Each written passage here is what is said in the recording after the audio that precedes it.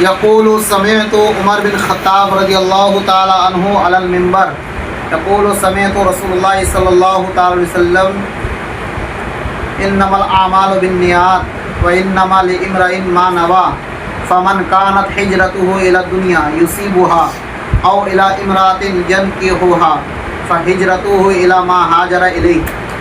حضرت عمر بن خطاب رضی اللہ تعالیٰ عنہ سے مروی ہے، انہوں نے کہا کہ نبی پاک صلی اللہ علیہ وسلم کو میں نے کہتے ہوئے سنا، نبی پاک صلی اللہ علیہ وسلم نے فرمایا کہ یقیناً اعمال کا دار و مدار نیتوں پر ہے، اور ہر شخص کے لیے وہی ہے جس کا اس نے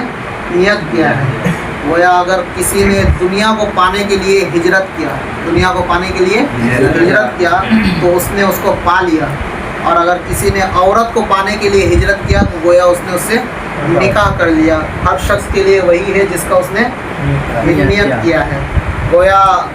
اس حدیث مبارکہ سے سمجھ میں یہ آ رہا ہے کہ ہاں، مومن کا ہر اعمال نیتوں کا محتاج ہوا کرتا ہے۔ ہاں، کچھ ایسے اعمال بھی ہے جس کو کرنے میں کوئی ثواب نہیں ہے، لیکن جب مومن نیت کر لیتا ہے تو اللہ رب العزت اس عمل میں بھی ثواب رکھ دیتا ہے۔ مثال کے طور پر راستے سے پتھر ہٹا دینا، اس میں کوئی ثواب نہیں ہے، لیکن اگر اس نیت سے ہٹایا جائے کہ ہمارا جو بھائی آنے والا پیچھے میں ہے اور جو سامنے سے آ رہا ہے، اس پتھر سے ٹھوکر لگنے کی وجہ سے وہ گر جائے گا، گویا اس پتھر کو ہٹا دیا جائے، تو اس نیت کی وجہ سے بھی اللہ رب العزت ثواب دیا کرتا ہے۔ ایک اور حدیث ہے جس میں اللہ کے نبی صلی اللہ علیہ وسلم نے فرمایا کہ اپنے بیوی کو جو تم لقمہ کھلاتے ہو، اپنے بیوی کو جو تم لقمہ کھلاتے ہو، اللہ رب العزت اس لقمہ میں بھی ثواب رکھا ہے، اس لقمہ میں بھی ثواب رکھا ہے۔ گویا انسان کا اور خاص کر کے مومنین کا سارا اعمال نیتوں کا محتاج ہوا کرتا ہے، نیتوں کی بنیاد پر اس کے اعمال کا حساب ہوگا۔ ایک اور حدیث میں آقا کریم صلی اللہ علیہ وسلم نے فرمایا کہ کچھ لوگ مکہ شریف کو ڈھانے کے لیے پہنچیں گے، ہاں، اس کے بعد جب وہ لوگ بیدا نامی جگہ میں پہنچیں گے تو اللہ رب العزت ان کے اگلوں کو اور پچھلوں کو سب کو زمین میں ڈھسا دے گا۔ صحابہ اکرام رضوان اللہ تعالیٰ علیہم اجمعین حیران ہو گئے اور پوچھنے لگے کہ یا رسول اللہ، ان میں سے کچھ لوگ تو بازاروں میں بھی رہیں گے، کچھ لوگ تو ایسے بھی ہوں گے جو لوگ کعبہ شریف کو ڈھانے کا نیت بھی نہیں رکھتے، وہ لوگ کے ساتھ بھی نہیں گئے، تو اللہ رب العزت ان کے اگلوں کو اور پچھلوں کو سب کو کیوں ڈھسائے گا زمین میں؟ تو اللہ کے رسول علیہ السلام نے فرمایا کہ ہاں، ان کے سب اگلے اور پچھلوں کو ڈھسا دیا جائے گا،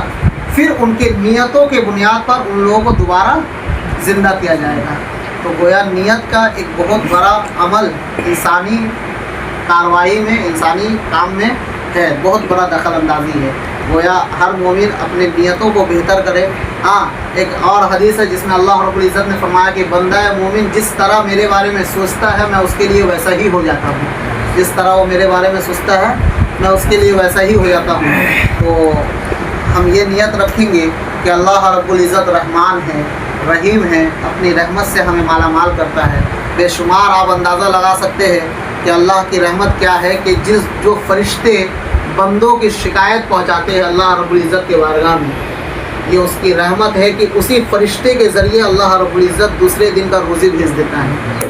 یہ اس کی رحمت ہے۔ گویا اپنی نیتوں کو بہتر بنائے، ہر کام میں نیت کریں، ہر کام میں نیت کریں، اللہ رب العزت اس نیت کرنے کی وجہ سے آپ کو بے شمار ثواب دے گا، اور اپنے عاقبت کو آپ اس نیت کی بنیاد پر سنوار لیں گے۔